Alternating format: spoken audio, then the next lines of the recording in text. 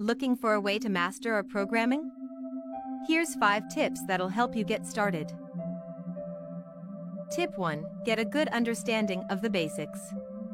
Learn the fundamentals of our programming and the language's syntax. Tip 2. Get comfortable with using the R programming environment. Familiarize yourself with setting up a working directory, running scripts, and debugging. Tip 3. Practice. Make sure to keep coding, so you can become comfortable with all aspects of the language. Tip 4. Use available resources. There are many helpful resources and tutorials available online to help you learn our programming.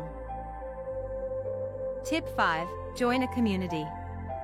Join an online group or forum to get feedback from other R programming experts and ask questions. Subscribe our channel.